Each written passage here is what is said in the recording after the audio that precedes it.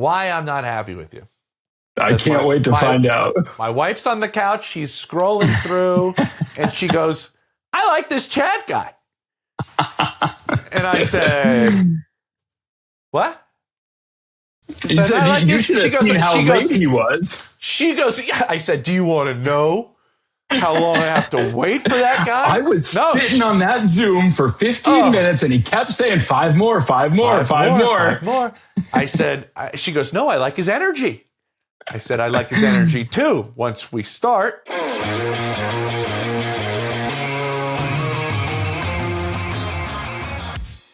Oh, welcome into Scoop City on a Thursday. I'm James Palmer. Don't forget to like and subscribe. We're going to be with you throughout the entire course of the offseason. The Combine's right around the corner. Free agency. We're going to have everything covered from all 32 teams, always bouncing inside those facilities, always getting in the inside scoop from Diana Rossini and Chase Daniel. We have it all right here. On this episode on a Thursday, we're going to get into the sights and sounds of that parade in Seattle. The Seattle Seahawks winning Super Bowl 60. We'll take you inside the goings-ons of that parade. Also, the team that lost Super Bowl 60. Chad Graff's going to join us, and we're going to talk about what needs to happen in New England to have them get back to maybe perhaps Super Bowl 61. What could happen with that roster? Chad and I are going to get into it. Also, Mike Jones is going to join us as well. He has the 18 teams that did not make the postseason. Well, he's going to rank them from 18 to number 1 on their chances of rebounding. Okay, we're going to start with the Seattle Seahawks and that parade that transpired there in Seattle. Now, I've covered the parade for NFL Network, I think, for 7 or 8 different times, and I've been with the Duck Boats with Tom Brady in New England. I've been doing it virtually, actually, the year Tampa Bay won it because of COVID. I was in Kansas City when they won their first one, and when they won other ones. I was there for all of them, sitting next to superfans like Eric Stonestreet or Paul Rudd as they broke everything down. Also in Philadelphia, in front of the Art Museum for their first Super Bowl ever. I was there. That was my hometown. The reason I bring all of this up is this. This parade means a lot to the fans of the NFL, and it's for a few reasons. And because of those experiences I just listed, here's the reason why. About 90% of NFL fans will never go to a game, ever, of their favorite NFL team or in any stadium for that matter. So this is their opportunity to interact face-to-face with all of the players that they absolutely worship and love. And the chance of having an opportunity to be on those streets and maybe shake hands or take a picture or get an autograph is really the closest thing that the vast majority of fans in the NFL, even though they're rabid in every sense of the word, will actually have in person with the guys that are on the football field. So this parade means so much to so many fans because it's their opportunity to be there and witness greatness in person. So with that said, here's Sam Darnold and maybe a couple other guys about what happened and what means so much to them about what they won in Seattle. Yeah, 12s!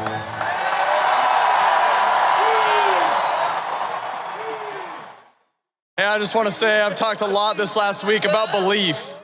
A lot of people, didn't believe in me, but it didn't matter because the ones that are close believed in me, including y'all. I appreciate y'all so much. That short list also includes Jody Allen, John Schneider, Mike McDonald, man. I appreciate the belief y'all had in me for signing me this past year. And last but certainly not least, these players, man, for believing in me. I wouldn't be here without these guys. This defense, man. Hey, can we give it up one more time for this defense?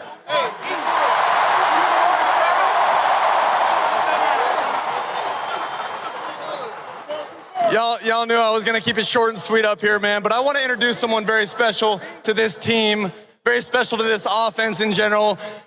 He does a lot of the dirty work. He doesn't get, a ton of credit all the time. But he did catch a touchdown in the Super Bowl, all right? A.J. Barner would like to come up here and say a couple words for y'all, if you don't mind.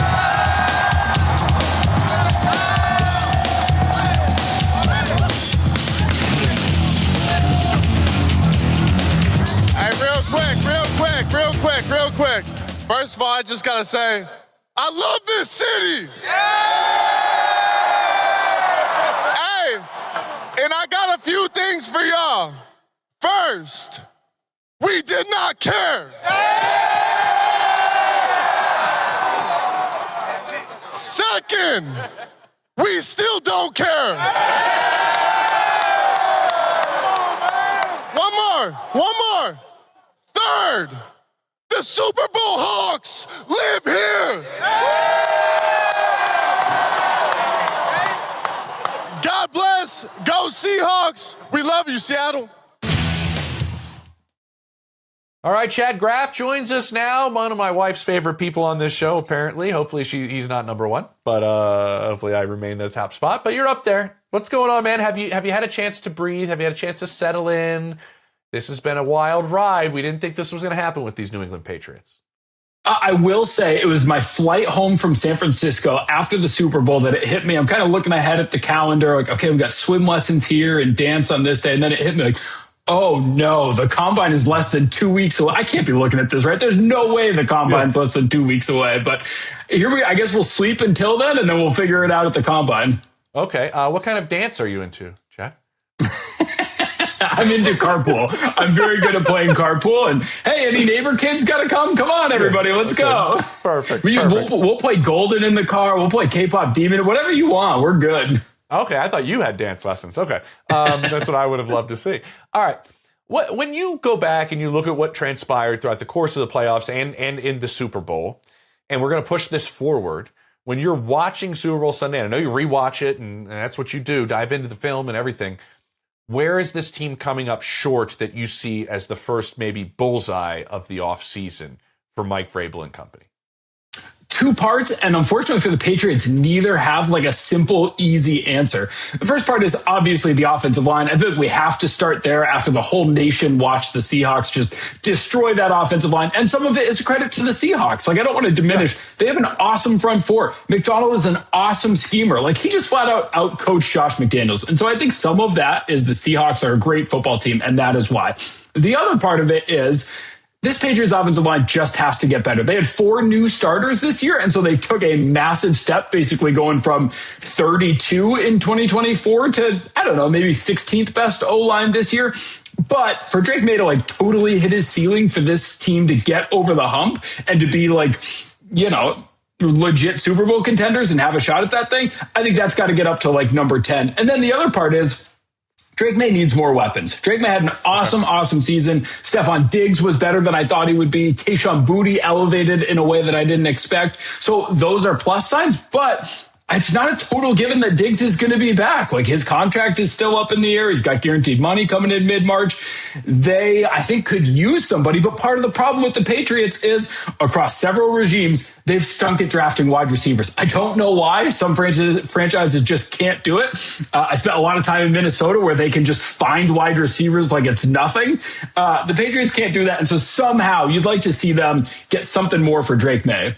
Okay, let's break each one of those down. My good buddy Mitchell Schwartz had, and I don't know if you watched, like a 13-minute breakdown on Will Campbell, and I thought it was outstanding. I think Mitch is also, a number of years that I covered him in both Cleveland and Kansas City, one of the smarter, in terms of football IQ, type of tackles we've had. And he played it at a very high level, even though Mitch will tell you and joke with you, Chad, that like I wasn't the greatest athlete. But man, did he give like guys like Von Miller a lot of problems playing that right tackle spot. I thought he had a lot of really good points in terms of Will Campbell. The main point I wanted to say is this: he still thinks he is a left tackle. It is a timing issue with his feet and his hands. It's not the arm length that everybody is talking about. You know who commented on that? His former teammate, Joe Thomas, who was the gold standard for offensive tackles, and also agrees that it's not arm length, but it's some of that technique in terms of the hands and the feet matching up with one each other. They both said his sets are not terrible. He's staying at left tackle, right? So what else are we going to see on this offensive line when you see it needs to get better? Is Jared Wilson moving to center? Are we going to see some other shuffling? Let's just say, because everybody's overly debated that, he's staying at left tackle. The rest of the line, what do we see? Well, and just to add one other thing on Will Campbell, he's 21 years old. Like, the Patriots were not supposed to be in the Super Bowl this year. And was hurt. And was towards MCL. So 21-year-old left tackle. Jared Wilson was the left guard, 22 years old. He wasn't very good. He played center in college. And so I think they'll probably slide him to center. You probably cut Garrett Bradbury, even though I think he bounced back and had a better season than maybe anticipated.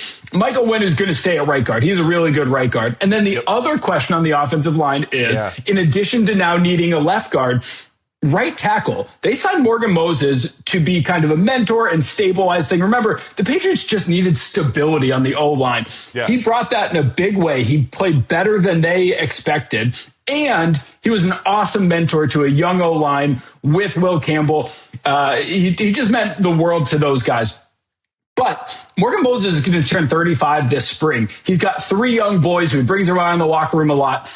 I don't know whether he wants to be back. If he does, I think the Patriots will gladly have him back. But there's a very real chance that he just says, hey, this has been an awesome career. Like, I want to go spend some time with my kids. Thank you very much, and says goodbye. We'll see what he decides, but that would be another big spot if he does decide to retire. And even if he doesn't decide to retire, I think that's something that you look at in the draft and say, okay, our late first round pick, our late second round pick, like maybe we pick a right tackle to develop behind Morgan Moses and say, hey, you're going to be our starter in 2027. Okay, I get that. I see it. And you mentioned the weapons now. Also, I will say this. Will Campbell and being out there at the left tackle spot, I had this conversation with Chase on one of our other shows. You know what really would have helped? A veteran left guard. Like, people don't understand how the guy next to you matters so much. Like, Joe Tooney did that for a lot of guys on that Chiefs young offensive line, whether it was Creed Humphrey's early development at the center spot. Being next to a player like that helps you. Neither one of those guys had that. They were just both so young on that left side, learning and growing in their first season.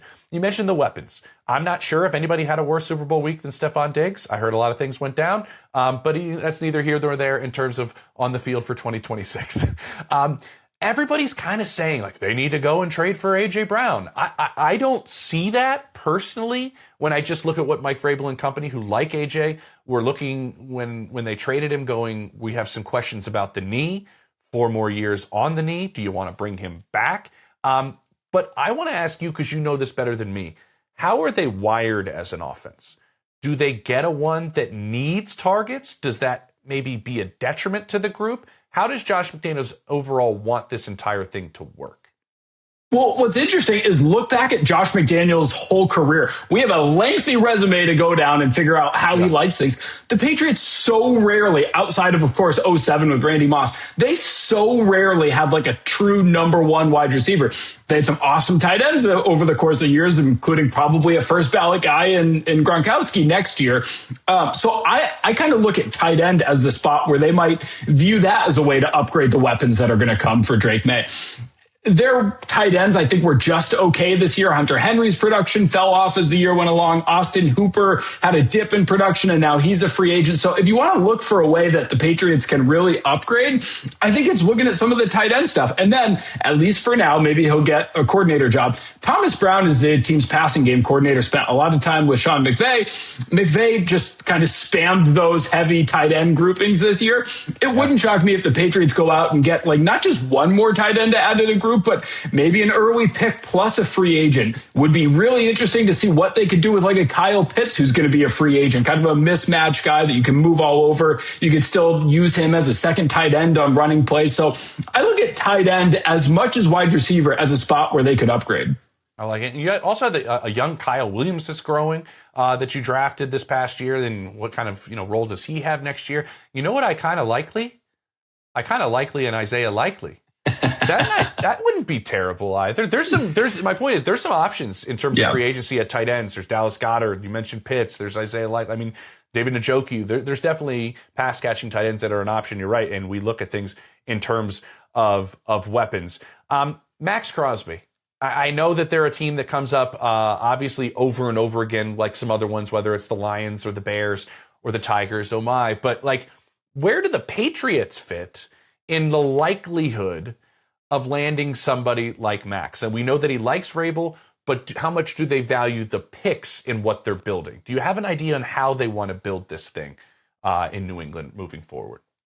6 months ago, the answer would have been 0%. Like they were looking at this as, hey, we know this is going to be a rebuild. They came in and the cupboards were bare, and that's part of why they spent so much money in free agency last year, and it's part of why they didn't go pursuing a trade with like Trey Hendrickson.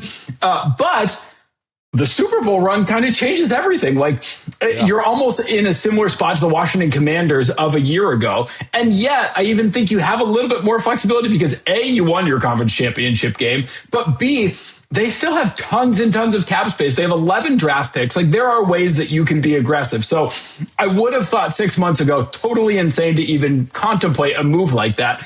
But now, especially because your first round pick is going to be 31st overall, and that weight of giving up, he's going to cost at least 2 first round picks. That weight is probably less if you're giving up a 31st, though who knows what else you may have to throw in since your first round pick is the 31st. But I think for the first time, you can actually contemplate a move like that, because you might feel like, hey, we were in the Super Bowl. Like, we were probably the 3rd best team in the NFL this year behind Seahawks and Rams. So I think you feel good about all of that. And Max Crosby, like, can you picture a player who better fits Mike Vrabel?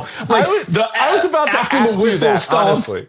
Oh, I was about he to say would that be to you. such a culture fit of the stuff that he does, pushing Mahomes around and kind of giving him a hard time and begging, like, don't you dare take me off the field. And the Raiders like, dude, we stink. We're trying to get the number 1 pick. Yeah. Of course we want to take you off the field. But like, that mentality with a Mike Vrabel, can you picture some of the hugs that those two dudes would be giving outside the locker room? Like, almost 600 pounds of pure muscle just colliding. Oh, there you go. Paint a picture for us, Chad. Listen, watch your back, Ben Jones. Mike Vrabel may have a new favorite player that he absolutely adores. Well, how do you think New England, the region, would react if they did swing the trade for Max Crosby? I think there's a lot of fans right now being a little bit tepid, in part because of Washington, and saying, look, we just saw what Washington did. They went all in before they should have. They got too old, too fast, and it didn't work. We don't want to make the same mistakes as that. So I think that is a fair response. But if they actually got Max Crosby, and all of a sudden you're talking about like major star power with Drake Maye on offense, Matt Crosby on defense, like, that would be exciting, if nothing else. I don't know how it would work, because generally when you're giving up multiple first round picks, it doesn't work super great. But man, that would be so fun. The way that he plays, he's 26 years old or 28 years old. He's got good football still ahead of him. Big time. And I always look at, I know a lot of people like to pair edge rushers together, right? Like, whether you have like Danielle Hunter and you have Will Anderson, and that's great. And they're always in Detroit looking for somebody to run alongside and opposite of Aiden Hutchinson. You see the 2 guys in Denver. But to me, I always love when you have a guy on the interior and a guy on the edge, when it's Milton Williams and Max Crosby. Like, to me, that those guys playing off each other and putting offensives in binds is always fascinating. All right, before we go, and you mentioned up Washington several times, and that is true. I think they're kind of a blueprint right now for how do you balance this from going all in, and how do you manage all of your contracts. But also there's an aspect of what we've seen go on in terms of the coordinators in Washington. Not that that's a major issue here, but there is a bit of an interesting spot at the defensive coordinator. What did they do because of the unique situation that they were in this past season? And then you saw somebody step into a role, and Zach did a really, really good job filling in as that defensive coordinator. It's such a tough situation, and probably the toughest question that Mike Vrabel is going to have to grapple with in his time as a Patriots coach so far, which is, on the one hand, Terrell Williams is his guy. Like, as a head coach, you need somebody who's going to tell you the truth and talk honestly to you. And that for so long was Terrell Williams. And so he's been this awesome guy for Mike Vrabel. He dealt with fighting cancer all season, has been cleared of that. And so, like, that's incredible. And can you really lose your job because you were dealing with cancer? Like, that doesn't seem super fair. But then you flip to the other side, and Zach Cooper was amazing. Like, the reason the Patriots made it to the Super Bowl, not the success that they had in the regular season, but the reason that they were in the Super Bowl was not the offense of Drake Maye. It was the game planning that Zach Cooper did.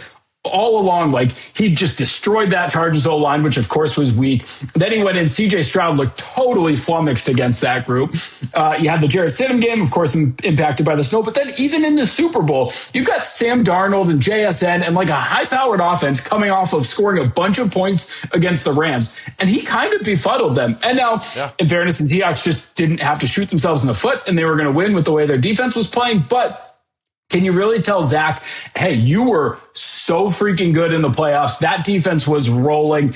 Why don't you go coach the linebackers and just take a back seat for a bit? That also doesn't really seem fair. So I don't know. There's not a good answer, I think, for Mike Vrabel.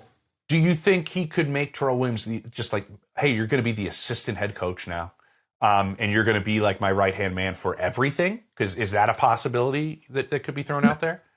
This is my uneducated guess, is that they go with something like that, because you don't want to like totally demote Terrell Williams. Like, you only coach the defensive line. That would be weird, but I don't think you want to take it away from Zach and the momentum that he's built. And so I think maybe you try to find some sort of role for Terrell Williams where he's still around the guys, he's still helping Mike Vrabel, he's still super involved, but you continue the momentum that you have on defense, because that defense is rolling, and they played well in the Super Bowl. They really did. I thought the secondary was great. They got young safeties. They got Christian Gonzalez. That's another one that they had this offseason, by the way. Is that a payday for Gonzo, I think, right? It's on the yes, horizon? they got tons of cap space right now, but I don't think they can spend it all, because you got to re-sign and extend Christian Gonzalez. And then next year, the big money deal comes, and like, here come the Brinks trucks, back it up. Drake Maye was about to reset the quarterback market. Obviously, we'll see what happens next year, but that's going to be a hefty contract. Love it. Can you picture Drake, by the way, in a couple of years? I don't know, rolling up in like a Lamborghini? Like, I just can't picture it like at all. Like, like think of the KitchenAid mixers in his wife's videos for Bakemas when they've got $70 million a year. It's going to be fantastic. Chad, you're the best. Enjoy dance and swim lessons. We'll catch up and maybe we'll grab a beer at the Combine. How about that? That sounds good. Thanks for having me. All right, brother. Good seeing you. All right, coming up, we have Mike Jones joining me to talk about the teams that did not make the postseason. There were 18 of them. He ranked them. We're going to go through the top 5 next on Scoop City. All right, welcome back to Scoop City. I'm James Palmer. This is a Thursday edition, and Mike Jones, my good buddy, joins us as he has an outstanding article on The Athletic right now, ranking the 18 NFL teams that missed the postseason. Who's likely to rebound in 2026? What's up, man? How was the Super Bowl? It was good. It was busy. It was crazy. It always feels like a marathon and a sprint at the same time, kind of like the 400, it's like they're sprinting and it's for a long distance, race. Yeah. But it was good. I know some people thought the game was boring. For me, it felt like a boxing match where you had one guy who was a little bit better and he was just trying to set up his opponent for one mistake so he could land that knockout punch. And eventually it was that turnover, that fumble in Patriots territory, and then that set him up to score, and, that was it. But, yeah, I know it wasn't a crazy, electrifying shootout, but still an intriguing game, intriguing campaign for Seattle. Yeah, for sure. If you would have told me, though, Jackson Smith-Njigba with that type of production in the Super Bowl, and it would still be that dominant of a performance, you're going, okay, all right, Seattle, you're about as complete as we can see out there. And we're talking about teams that made the postseason. Let's talk about the ones that didn't. And again, there were 8 teams. Mike ranked them all from 18 to number 1. We're not going to go through all 18. You might want to find out, let's see, where is your favorite team? Where's the Colts? Where are the Vikings, Cowboys? I think some good teams that didn't make this list, but we're going to go through the top 5. And we're going to start with number 5, Mike, and that is the Kansas City Chiefs on your list at 6 and 11. They are 5 for what reason? They are 5 because of just the fact that, yes, I know they had a down year last year, but they have a strong base. If you have a strong foundation, you're able to kind of bounce back and weather some storms a little more quickly than some other teams. Just like New England was a good example. They had 2 bad years. Mike Vrabel comes in. He's a good, strong leader. They still had deficiencies, but because of his leadership, they were able to bounce back more quickly. I think the same thing with the Chiefs. The core is still there. Yes, they have to get younger. Yes, Patrick Mahomes has got to get healthy. They're hoping that he's going to be. But I think that they still will have what it takes to be back in the mix, even though this past year was disappointing for them. Again, they got to get some more explosive guys on offense, more, pass rushers. But they have Andy Reid, they have Spagnuolo, and they have Patrick Mahomes. They will be able to be back in the mix, I believe. Yeah, I think it's a really good pick. I think this is a good spot for them. I'm interested in the return of Eric Bieniemy. Talking to some people around the league this past week, it was maybe we stalled out for a few different reasons as an offense in Kansas City, and EB might be able to change some of those. And one of the things that I was told was maybe there were opportunities where Travis Kelce should have been still the main target or the priority within the progression in some of these times. And maybe they moved a little too far away from him. I'm interested when you said explosive players around Mahomes, the right type of players around Patrick. Right. I'm curious if this group is the right group around him. You know what I mean? Like, he's such a feel player. So I'm interested. And the cap, that's a big one that they got to figure out. But obviously everybody knows how to do mathematical gymnastics within the NFL. All right, number 4. I like this squad. I'm not going to lie. The Tampa Bay Buccaneers, you have them 8-9. Man, first half of the season, Baker was like an MVP. Right. Yeah. And it looked like they were well on their way to winning the division once again. And then, they were weathering all those injuries early. And then as they started to get guys back, it was almost like the chemistry, they really struggled to regain what they had. I do think that part of it might have been offensive play calling. They had a new offensive coordinator again, because they continue to see guys like, Dave Canales and Liam Cohen, graduate onto head coaching positions. Obviously, Todd Bowles has cleaned house with his offensive and defensive and special teams coordinators and is hoping that he now has the right mix. They do have an offensive coordinator that Baker Mayfield is very familiar with from his little career resurrection with the Rams. And so I think that if you have healthy guys around him again, their offensive line, again, was duct taped together. The wide receiver position was duct taped together. If they're healthy, I think that they can get back in this. Now, look, yes, the door is open because you have Carolina that, had a surprisingly good season. And, I find Atlanta intriguing, but I think that Tampa Bay has a good chance of getting back in the mix. And so that's why I put them at number 4. Yeah, I like them at number 4. I really do. I mean, because we've seen just, a season ago what they are capable of. And then you meant they're capable of winning that division easily. We've seen them play at a high level. I think you're right. The offensive coordinator shuffling has just finally came to a head, and now Zach Robinson comes in there. The one thing that I would add to that, too, is talking to some people down there, Baker Mayfield just was not healthy the second half of the season. Just so banged up, along with you mentioned that offensive line. And it was interesting talking to people there, Mike. I'm fascinated to see what happens, but they were like, we're stoked, man, because we have Baker healthy.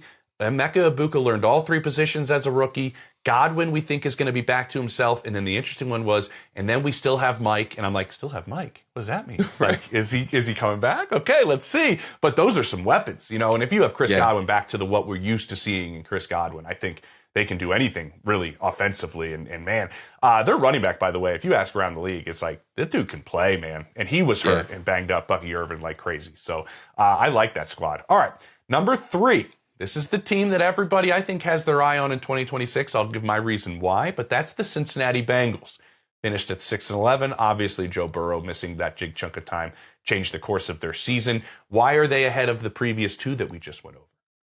Well, I have them there just because of the fact of, having Burrow back healthy is going to be a big thing for them. We saw they can put up points with anybody, They even put up points with Joe Flacco. They just couldn't stop anybody.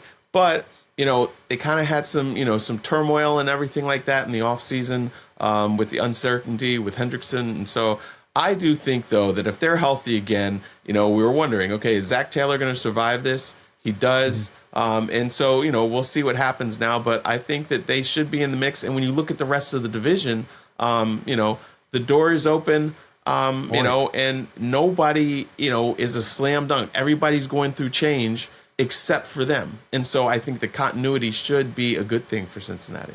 Yeah, that's a great point. And we know that, when he's at his best, there's plenty of people, honestly, that think Joe Burrow's the best quarterback on the planet. I think there's an argument for probably the 4 horsemen of the apocalypse, I call them, Mike, obviously between Burrow and Lamar and Josh and Mahomes, but he's certainly in that conversation when he's playing at his best. What I'm interested in, this is what I wanted to ask you.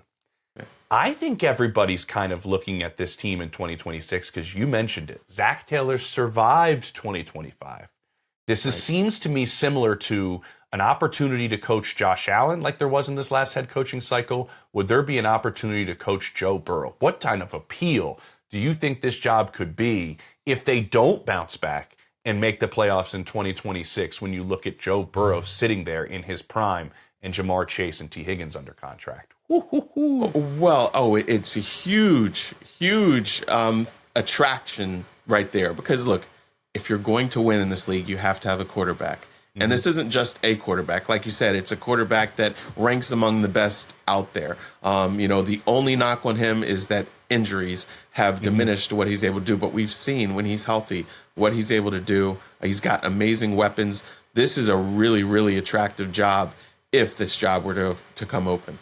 Yeah, that's the thing. But I want to push Zach Taylor out the door. I mean, his side of the ball, even when Joe Flacco was there, was putting up points. I mean, that shows you what kind of offensive coach Zach Taylor is. Let's just see if they open up the pocketbook a little bit, see if they do something in free agency. I don't think Trey Hendricks is staying. Maybe they go and get Jalen Phillips or something like that. I'd like to see on the defensive side if they do anything. All right, here's a team that was just fascinating to watch in 2025. They lose both their coordinators. But they're right there in the mix in an unbelievably competitive division. That is the Detroit Lions, who finished at 9-8. But I mentioned the division. I think this is a good spot for a team that we still think is really good, right? No, I think so. And look, it wasn't just the coordinators, which I do think that there was a little more growing pains than what Dan Campbell expected. But, they had injuries on their offensive line. They had free agency departures, retirement, So they never were able to quite get right. I really kind of still scratch my head about the hiring of the offensive coordinator and Drew Petzing to be, I just don't know. I mean, he wasn't great as the offensive coordinator in Cleveland. He did get some things out of Jacoby Brissett in that offense, but it wasn't. I kind of felt like Marvin Harrison Jr. should have been more impactful, and I don't know how much of that is on Drew Petzing or not. But, we'll see what happens. But this is a strong team. They believe in running the football. They've got a great tandem. I think that, they do a good job of drafting.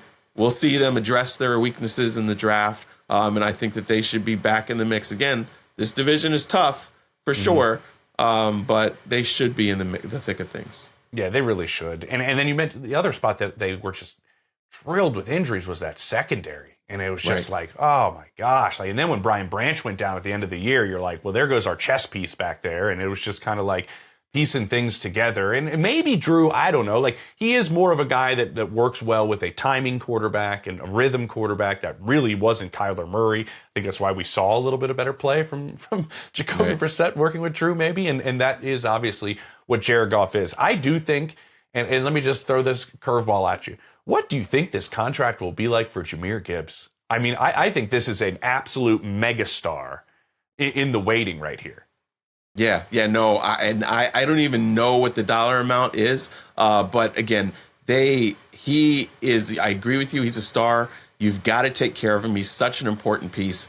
It would be a huge drop off, So it's great to me. I love seeing the running backs getting taken care of, right? Between him, Bijan Robinson, Saquon, we're seeing a revival. We thought that maybe these guys were becoming irrelevant, but in the last several years, we're seeing how important and how versatile they are now. Yeah. Remember, we were growing up, there was always a third down back that would come in just to catch the passes. Now these guys can do everything, and so it's awesome to see. But they're going to have to open up the checkbook for him for sure. Yeah, certainly. Some decisions to be made there. Also, I'd love to see a running mate for Aiden Hutchinson in some sense. You know what I mean? Run opposite of him up front, I think would be a great thing to see there in Detroit. But they're in that spot where it's like we drafted really well. We put together a really good team. Now we have some difficult decisions to make on some of these guys. Can't sign everybody. But I do think they're still right there in the mix, certainly. Okay, number one. Drum roll, please. Nope, don't want to do that. Baltimore Ravens. 8-9, they are number one on your list, and they are going through a head coaching change. John Harbaugh out after 18 years, but you still have them at number one. Mike, why? I do. They have one of the most, if you want to say, dynamic quarterbacks in the league. I think that things had gotten stale there, with Todd Monken's offense. Their defense, they didn't recover from the loss of Mike McDonald. I think as a whole, the franchise needed a jolt, and it was surprising to see John Harbaugh go, but I think that it's going to wind up being a good thing for them. I know that, Jesse Minter is a bright defensive mind, and, he's going to get that defense fixed, but the most important relationship is the relationship he has with Lamar Jackson, and I know that he and Lamar have been talking a lot, already working on their relationship, and that's something that's a good sign. They have a really young offensive coordinator. We'll see what happens, but maybe that means creativity. They've got to go into either the draft, free agency, and get him some more dynamic and reliable weapons. But I do think that when you look at this team, the roster as a whole, and obviously this quarterback, they can be right in the thick of things. If Lamar hadn't gotten hurt in the middle of last year, who knows what happens? Maybe they, squeak into the playoffs. They just barely missed it. And so that's why I think, they're going to be back in the thick of things, and it'll just be a matter of how far they can go. Yeah, if anybody remembers that fourth quarter against Pittsburgh at the end of the season, I mean, this guy can do things that nobody else almost seems that they can do. I think he has the highest career quarterback rating in the history of the NFL and more rushing yards than any quarterback in the history of the NFL, I think. So, this guy can do anything, and I think you're right. I think when I talked to people there, it was, well, if he doesn't practice during the week, it's pretty tough to play on Sunday and get the synchronization of our offense. What do you know about Declan Doyle? What's your take there? Obviously, spending some time with Ben Johnson, you hope just he rubbed elbows with him enough that some of the magic sauce now brings comes with him to Baltimore. Yeah, and that's the thing is we're seeing these offensive coordinators get younger and younger as they go. But having sat under probably one of the most creative and offensive minds and best game callers, it's going to be interesting to see what he takes from that. They feel good about him. We look at this head coaching. The head coach is young. The offensive coordinator is young. And, we'll see. It sometimes in ways it feels too young. Does he have the experience as a play caller, because he hasn't been a play caller? So what are the growing pains he's going to go through? I know every offense coordinator you talk to, whether they are the play caller or not, they say, or even quarterbacks coaches, you can talk to them, is they say that they're calling plays in their head. They're going through the scenarios, but there's a difference between playing, the armchair quarterback, I would have done this, than actually doing it when those, the bullets are flying and everything. So it's going to be interesting. Again, his relationship with Lamar is going to be very important too, because he has to be on the same page, figuring out, hey, this is what you like to do. This is how we can elevate you. And I think also, there were times you could tell whether it was Harbaugh or Monken, it seemed like they were really trying to almost be very careful to make sure they maintain their relationship with Lamar. Maybe could have used a little more accountability. Like you said, you don't practice a lot of Wednesdays. Is that because he's so banged up? Could he have practiced at times? I just think there's going to be a new energy. I think that, maybe a little bit of a wake-up call and, re-energize Lamar is what we might see with, a young offensive, play caller, new offense, instead of things that seemed like they had gotten stale, and, an energetic head coach that everybody says is great at building relationships and motivating. Mike sticking around here on Scoop City because we want to break down what happened with these 10 head coaching openings. Were they the right hires? Was there some aspect of this group of candidates that was overlooked? Mike and I are going to break that down next on Scoop City. My opinion felt like Jesse Minter was the best hire of this cycle. What was your take on the cycle itself? And I think I want that opinion because you do have the Ravens at number one here. I thought Jesse was maybe the best hire of the cycle. I think that he was right up there. I was a little bit surprised at the way that this whole cycle played out. Very much so. I thought that, yes, Jesse Minter had a really good chance there. I almost wondered if they would do something to surprise us, like going with a Brian Flores, and I wondered if Brian Flores would be the kind of guy to give Lamar a little bit more of an edge. But as I talk around, just the things that appealed to them about Jesse Minter, it felt like that really was their guy. It wasn't like something that they were throwing darts out there. So I think that he was good. I think that he, you're coming in and yes, you're new, but he understands the culture. He's been there before, and so I think that will help him. We'll see about a lot of these other, there were some underwhelming hires. I thought that Harbaugh was good for the Giants. What they need. Saleh, what they need, a guy with credibility, a guy that's a good overall leader. He is not an offensive guy. He's not a defensive guy, but he's going to have them playing hard. He's going to be good for those young players. As a whole, though, this coaching cycle was it was disappointing. When you have a guy as talented as Brian Flores or Vance Joseph, and neither one of those guys get head coaching jobs. And, I know that the league and, Roger Goodell has talked about the importance of diversity and they want to see that. But obviously the owners still, don't see it. But the whole offensive coaching pipeline is very white. It's not diverse. And that's why we did not see some of these offensive minds wind up getting opportunities as head coaches. And then some of the defensive guys who got hired, again, weren't as qualified, weren't as established as Vance Joseph or Brian Flores were. We'll see. I think it was 2 years ago, in the last 2 years, or something like 18 head coaches had been hired and only 4 are still in their jobs. I think that we're going to see another quick cycle through for some of these guys here, unfortunately. Yeah, geez. I don't know what else VJ could do, honestly, considering everybody knows what transpired in the first time around he was a head coach, right, really having just no authority at all, and the growth that he's had since then. I'd throw another name in the mix there.